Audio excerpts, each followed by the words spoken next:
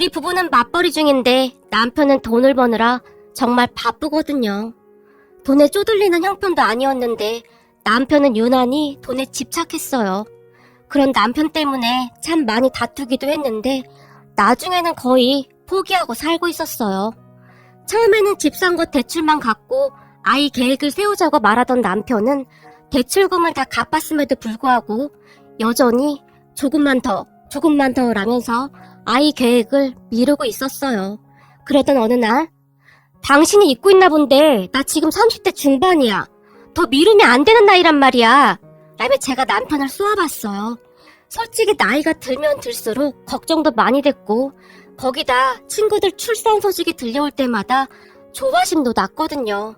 그렇다고 해서 출산한 친구들이 돈이 많은 것도 아니었고 사실 우리가 더 나으면 나았지 부족할 게 없었거든요.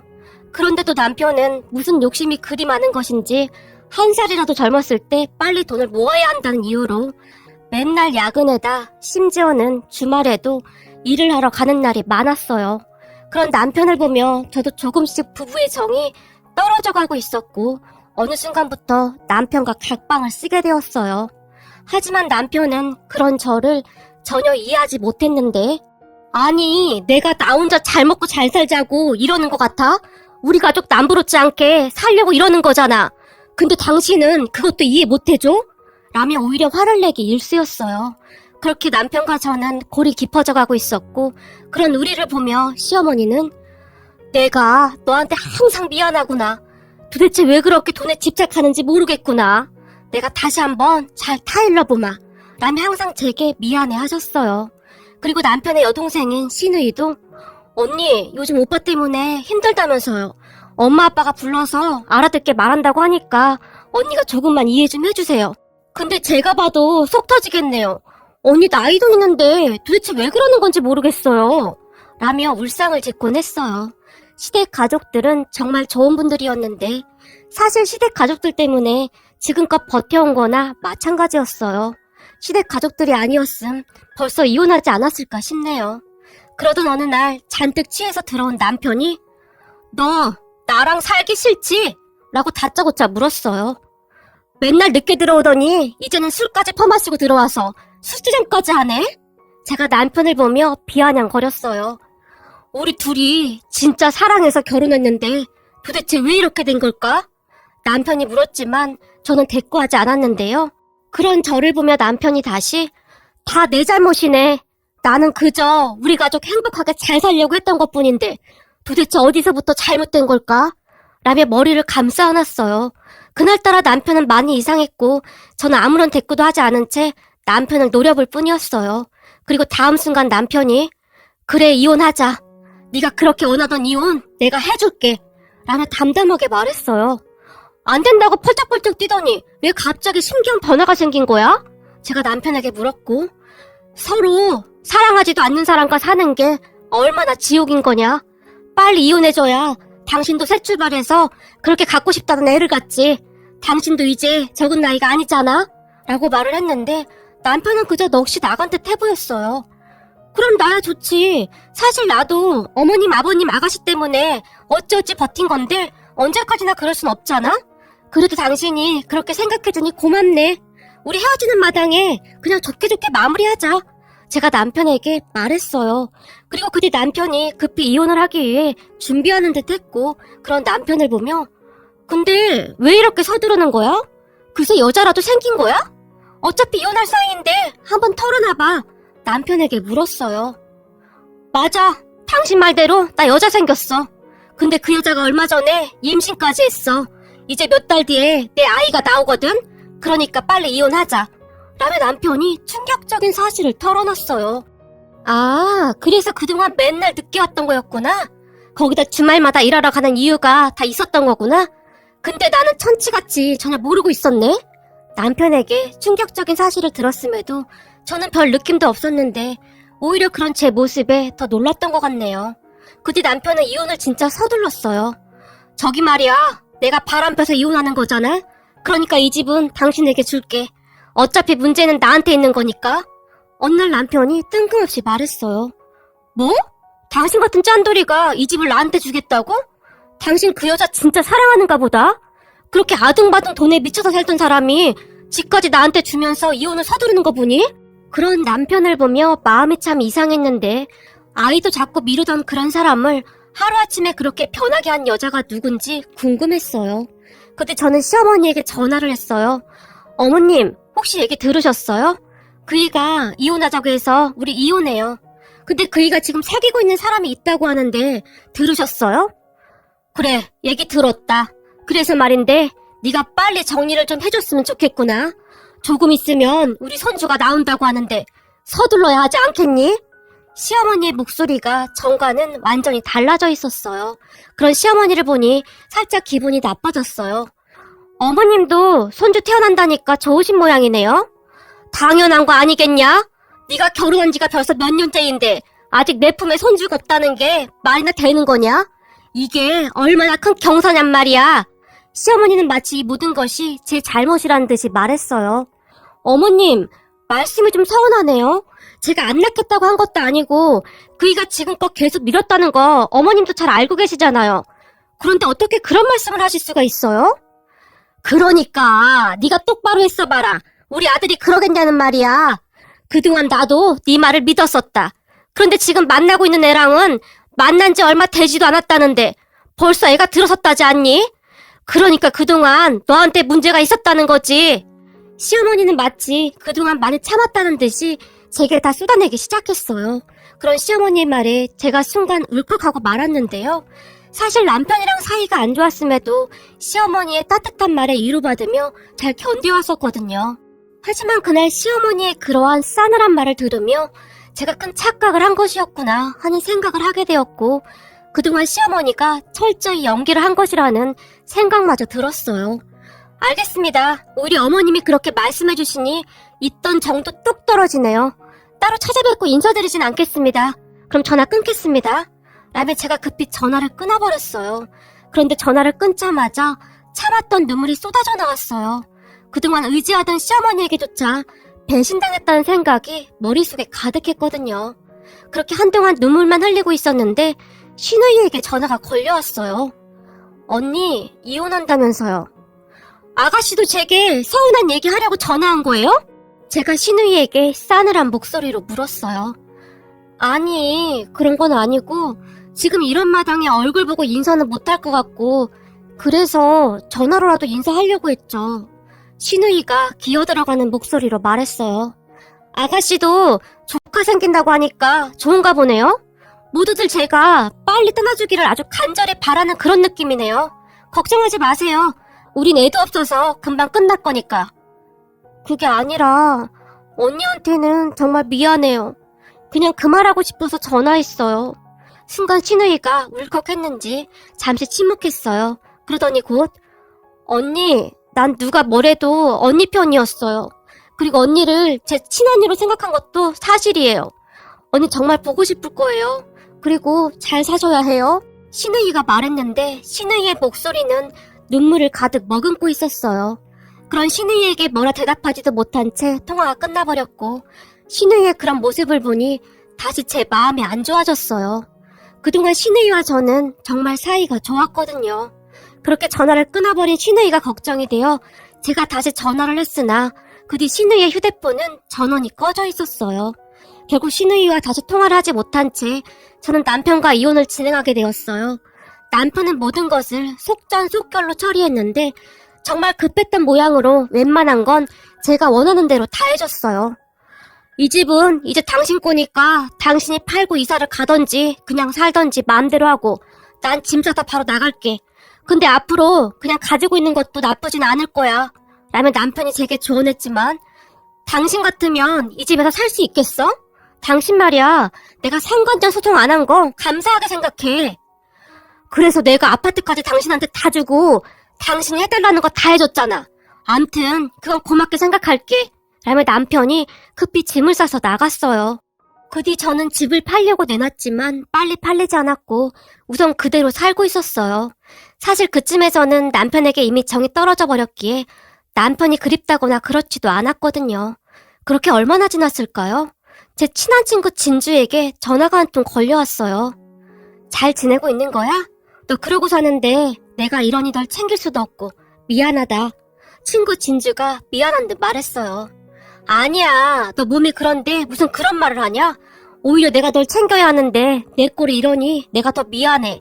친구 진주는 얼마 전에 갑상선 암 진단을 받고 치료 중이었거든요. 아니야, 그래도 갑상선 암은 암 중에서 착한 병이라고 하잖아. 수술하고 치료받으면서 많이 좋아졌어. 정말 많이 나아진 것인지 진주의 목소리가 밝아 보였어요. 저기 근데 말이야, 나 오늘 네 전 남편 봤다? 그래? 같은 하늘 아래에 사는데 마주칠 수도 있지 뭐. 제가 별 관심 없다는 듯이 말했어요. 근데 네 전 남편 바람나서 이혼했다고 하지 않았어? 야, 그 인간 얘기는 하지도 말자. 피곤하니까. 제가 진주에게 말했지만 나도 웬만하면 전화 안 하려고 했지. 근데 말이야, 네 전 남편 너한테 그렇게 하고 벌 받는가 보다. 친구 진주가 아주 고소하다는 듯이 말했어요. 그게 무슨 말이야? 벌 받는 것 같다니. 아니, 너도 알다시피 내가 암 전문 병원에 다니잖아? 근데 네 남편이 환자복을 입고 거기에 있더라니까? 그게 무슨 말이겠냐? 네 남편이 지금 암에 걸렸다는 거지. 뭐? 암에 걸렸어? 그렇다니까? 네 시어머니가 부축해서 병실로 들어가는 거 내가 봤다니까? 진주가 확실하다는 목소리로 말했어요. 네가 잘못 본 거 아니야? 멀쩡하던 사람이 갑자기 무슨 암이야. 야, 어느 날 갑자기 걸리는 게 암이야. 나도 봐라. 갑자기 그랬잖아. 내가 혹시나 싶어서 몰래 지켜봤는데 네 전 남편이 확실했어. 이게 무슨 일이야? 알았어. 내가 확인 좀 해볼게. 라고 제가 말했어요. 뭐? 네가 확인을 하긴 뭘 확인을 해봐. 그냥 모른 척해. 지금에 와서 네가 확인해서 뭐하게. 너 정신 똑바로 차려. 이혼당해놓고는 아직도 정신 못 차린 거냐? 순간 진주가 제게 화까지 내면서 말했어요. 알았어. 알았으니까 걱정하지 말고 넌 치료나 잘 받아. 라며 제가 전화를 끊었어요. 그리고 곧 신우이에게 전화를 했어요. 언니, 오랜만이네요. 다시 연락할 일 없을 줄 알았는데 어쩐 일이세요? 아가씨, 그 바람난 여자랑 재혼했어요? 네? 아, 그럼요. 벌써 재혼했죠. 그래요? 그럼 지금쯤 아기도 태어났겠네요? 아들이에요? 딸이에요? 제가 신우이에게 단숨에 물었어요. 네? 그게 말이죠? 아, 딸이에요, 딸. 어찌나 이쁜지 몰라요. 세상에나 오빠를 꼭 닮은 거 있죠? 그런 신우이의 말을 듣고 뭔가 이상하다 싶었는데요. 신우이는 거짓말을 잘 못하는 사람이에요. 아가씨, 지금 거짓말하는 거죠? 그 사람 지금 어딨어요? 거짓말이라니요. 제가 무슨 거짓말을 해요. 암튼 좀 모르겠으니까 앞으로 다시 전화하지 마세요. 우리가 이렇게 통화할 사이는 아니잖아요. 신우이가 전화를 끊어버렸는데 신우이의 목소리는 어딘지 모르게 많이 어색해 보였어요. 신우이가 전화를 끊고 난 뒤 머릿속이 복잡해졌어요. 아니, 여자가 생겼다고 급히 이혼까지 하고 나간 사람이 갑자기 안병동에 있다고 하니 이상할 수밖에요. 그렇게 저는 남편의 뒷조사를 하게 되었는데 평소 알고 지내던 남편의 친한 친구에게 연락을 했어요. 재수씨? 갑자기 연락 와서 깜짝 놀랐어요. 남편의 친구가 놀라서 물었어요. 준혁씨, 저 궁금한 게 있어서 어렵게 전화드렸어요. 아, 네, 말씀하세요. 남편의 친구가 당황한 듯 했는데 저기 제가 오늘 이상한 소리를 들어서 그런데 사실대로 말해줄 수 있어요? 다들 저한테 거짓말까지 하면서 뭔가를 숨기고 있거든요? 저기 그게 무슨 말씀이신지. 준혁씨, 그이랑 제일 친한 친구잖아요. 그러니까 다 알고 있잖아요. 그러니까 사실대로 말해주세요. 그 사람 바람났다는 거 다 거짓말이죠? 재수씨, 저기 그게 말이죠. 아, 참 큰일 났네. 절대 말하지 말라고 했는데 라며 남편 친구가 어쩔 줄을 몰라 했어요. 부탁이니까 사실대로 말씀 좀 해주세요. 제발 부탁할게요. 제가 간절하게 말했어요. 저기 그게 말이죠. 제가 그랬다고 절대 말하면 안 됩니다. 말하면 가만 안 둔다고 했어요. 라며 잠시 말을 멈춘 남편 친구가 제게 충격적인 사실을 말했어요. 사실은 바람난 거 아닙니다. 그놈이 밤낮으로 일한 건 재수씨도 잘 알잖아요. 그런데 얼마 전에 암에 걸린 걸 알았어요. 몸이 이상해서 병원에 갔더니 대장암 3기라고 했다나 봐요. 근데 이게 반반 확률이라고 하던데 저도 잘은 몰라서요. 네? 대장암 3기요? 그러니까 암에 걸린 걸 숨기느라 이혼한 거라고요? 대체 이게 무슨 말도 안 되는 소리예요? 제가 흥분한 채 소리를 질렀어요. 저기 그게 재수씨가 아이를 많이 원하잖아요. 그런데 암이 완치된다고 해도 방사선 치료에다 뭐에다 당분간 아이 갖기는 힘드니까 그냥 보내드리는 게 이치에 맞는 거라고 라는 말을 하던 남편 친구가 순간 말을 잇지 못했어요. 그리고 그 순간 전화기를 들고 있던 제 손이 덜덜 떨리고 있었는데요. 뭐라고요? 그래서 저와 이혼을 했다고요? 고작 그 이유 때문에요? 그게 말이죠. 사실 그 녀석은 재수씨가 임신하게 되면 회사 관두게 할 생각이라고 악착같이 일만 했었어요. 그 녀석 어릴 때 부모님이 맞벌이 하느라 항상 바쁘셨거든요. 그래서 아이 나오면 재수씨가 집에서 아이들만 보길 원했어요. 그렇게 아이 키우면서 돈 걱정 안 하게 만들고 싶다고요. 그런데 그러다가 결국 몹쓸병에 걸렸는데 재수씨 힘들게 하고 싶지 않다고 저를 붙들고 통곡을 하고 울었어요. 물론 저도 처음에는 말렸어요. 그래도 재수씨한테 말해야 한다고요. 근데 절대 안 된다고 난리를 치니까 거기다 환자이고 하니 다들 그렇게 하기로 한 거예요. 남편 친구가 그동안 있었던 일을 설명했고 그 순간 제 눈에서 눈물이 멈추지를 않았어요. 정말 대단하시네요. 저만 바보 만들고 다들 좋으셨나 봐요. 재수씨, 진짜 그런 게 아니에요. 재수씨 인생도 중요하니까요. 남편 친구가 저를 위로하려고 애쓰고 있었지만 잘 알겠습니다. 그리고 감사해요. 라며 제가 전화를 끊었어요. 그렇게 바로 신우이에게 전화를 했지만 전화를 받지 않았고 아가씨, 다 들었으니까 전화 받으세요. 그 사람 지금 암에 걸렸다면서요? 라고 제가 문자를 보냈어요. 제 문자를 본 신우이가 제게 바로 전화를 했어요. 언니, 어떻게 알았어요? 지금 어떻게 안 게 중요한 게 아니잖아요. 다들 저한테 어떻게 그럴 수가 있어요? 그럼 어머님도 저한테 일부러 그렇게 하신 거네요? 제가 신우이에게 기가 막힌 목소리로 물었어요. 미안해 언니. 엄마 아빠가 친딸 같은 언니가 마음 아파하는 거 못 보겠다고 그러셔서 저도 어쩔 수 없었어요. 차라리 모르고 떠나는 게 낫다고요. 라고 말을 하던 신우이가 결국 눈물을 흘렸어요. 그런 신우이에게 남편이 입원해 있는 병원과 병실을 물어서 급히 그곳으로 갔고 마침 병실을 나오던 시어머니와 딱 마주쳤어요. 아니 네가 여긴 어떻게 온 거니? 시어머니 얼굴은 새파랗게 질려 있었는데 그만 가거라. 우린 너랑 할 말 없다. 라며 시어머니가 급히 등을 돌렸어요. 어머님, 저 다 알고 왔어요. 아가씨랑 통화하고 왔다고요. 제가 시어머니에게 말했어요. 그 순간 등을 돌린 시어머니 몸이 움찔했는데 뭐야, 너한테 다 말했어? 절대 말하지 말라고 했는데 왜 그렇게 말을 안 들어 처먹는지 모르겠구나. 시어머니가 자포자기한 얼굴로 저를 바라봤어요. 어머님, 저를 얼마나 더 나쁜 사람 만들려고 이러셨어요? 저한테 어떻게 이러실 수가 있어요? 제가 원망스러운 눈빛으로 시어머니를 바라봤어요.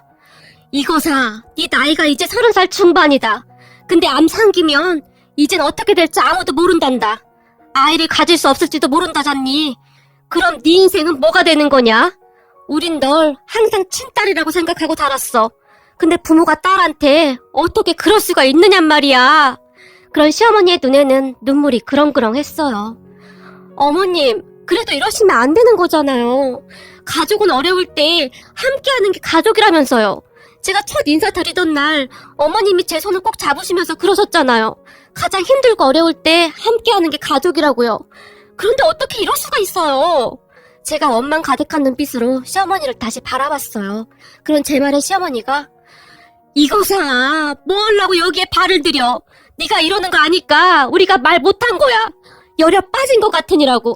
이럴 땐 그냥 모른 척하고 가야 하는 거야. 제 등을 내리치면서 눈물을 흘렸어요. 그날 시어머니에게 전화를 했을 때 그토록 매몰차게 말하는 시어머니를 보며 왜 몰랐을까요? 다시 한번 제 가슴이 미어져 내렸어요. 그렇게 병실 안으로 들어갔는데 남편의 얼굴은 그새 많이 상해 있었어요. 당신이 여긴 어떻게 왔어? 왜? 그렇게 바람나서 나갔는데 암 걸렸다고 하니까 구경하러 왔어? 그래, 나 천벌 받았어. 그러니까 그만 가봐. 라며 남편이 제 눈도 마주치지 않고 단숨에 말했어요. 미안해. 당신 아내라는 사람이 당신 아픈 것도 모르고 진짜 한심하다. 정말 미안해. 라며 그 자리에서 제가 펑펑 눈물을 흘렸어요. 그런 저를 보며 남편이 마음에도 없는 소리를 했지만 저는 상관도 하지 않았고 그날부터 남편의 병간호를 하기 시작했어요. 우선 회사에 그만두겠다고 말했고 그런 저를 남편이 말렸지만 당신 돈 번다고 밤낮으로 어떻게 했어? 근데 지금 이게 뭐야? 내가 원했던 건 이런 게 아니었어. 퇴근하고 당신이랑 오붓하게 같이 밥 먹고 주말에는 당신 손잡고 영화 보고 내가 원한 건 그것뿐이었다고. 난 돈 많은 부자가 되고 싶었던 게 아니었다고. 그러니까 그냥 내가 하자는 대로 해. 우리 진짜 최선을 다해보자. 내가 여기저기 알아봤는데 요즘은 의술이 진짜 많이 좋아져서 암 3기 정도는 정말 아무것도 아니래. 반반 확률이면 반응 가능성이 있다는 거잖아? 한번 해보자. 꼭 이겨내서 우리 경치 좋은 시골 마을 가서 그냥 마음 편하게 살자. 라며 남편을 설득했어요. 그런 제 말을 듣던 남편이 당신 아이 원했잖아. 설령 내가 살 수 있다고 해도 난 아이를 갖지 못할 수도 있어. 힘겹게 말했어요. 아이 없으면 더 좋지. 생각해봐. 아이 키우려면 돈이 얼마나 들겠어? 차라리 그 돈으로 우리 둘이 여행 다니면서 맛있는 거 먹고 그렇게 살면 되지. 그럼 좋잖아. 다행히 당신이 벌어놓은 돈이 꽤 돼서 내가 소일거리 하면서 살면 충분할 거야. 그러니까 우리 열심히 치료받자. 알았지? 라며 제가 활짝 웃었는데 제 말에 남편이 눈물을 뚝뚝 흘렸어요. 그 모습에 옆에 있던 시부모님도 뒤를 돌아 눈물을 훔치셨는데 제가 병간호를 한 뒤 남편은 정말 많이 좋아지기 시작했어요. 반드시 살아야겠다는 의지가 다시 생긴 듯 잘 넘어가지도 않는 밥을 꾸역꾸역 입안으로 밀어넣었는데 물론 약 부작용으로 얼마 안 가서 구토를 하기도 했지만 남편은 어떻게든 먹으려고 노력했어요. 그 뒤 남편은 정말 많이 좋아졌어요. 거기다 제가 아는 지인에게 부탁해서 한적한 시골 마을에 집도 알아봤는데 남편과 어떤 집이 좋을지 계속 고르고 있었기에 남편의 얼굴이 많이 밝아져 있었어요. 여기서 조금만 가면 바다도 있대. 그리고 앞에는 조그만 텃밭도 있다나 봐. 거기다 채소 같은 거 심어서 유기농으로만 먹자. 요즘 텃밭 가꾸는 거 공부도 하고 있거든? 당신도 해야 하니까 빨리 건강해져야 해. 당신도 알다시피 내가 손이 좀 둔하잖아? 라며 활짝 웃었는데 그러한 이야기를 할 때마다 남편의 얼굴이 참 편안해 보였어요. 그렇게 힘든 항암 치료를 끝내던 어느 날 우리는 살던 아파트를 처분해서 시골 마을로 내려갔어요. 공기도 좋았고 아침마다 새들 지저귀는 소리에다 바람이 불 때마다 울창한 나무들이 아주 시원한 소리를 냈는데 우린 그 소리가 그렇게 좋을 수가 없었어요. 그 뒤 우리는 이곳에 정착해서 잘 살고 있답니다. 정말 다행인 건 남편의 건강이 정말 좋아졌는데 병원에 정기검사를 받으러 갈 때마다 의사 선생님이 칭찬을 할 정도예요. 거기다 몇 달 뒤면 우리 시부모님도 우리가 있는 곳으로 내려오셔서 같이 지내기로 했어요. 시부모님이 내려오시면 텃밭 앞에 만들어 놓은 평상에서 직접 기른 채소로 된장찌개 끓여서 시골 밥상 차려드려야겠네요. 요즘은 문득문득 왜 그리도 악착같이 살았는지 후회가 될 정도입니다. 돈이 뭐가 그렇게 중요하겠습니까? 사람이 살아가는 데 있어 건강하고 행복하게 사는 게 제일 중요한 거 아니겠습니까? 문득 첫 만남에서 제 손을 꼭 잡고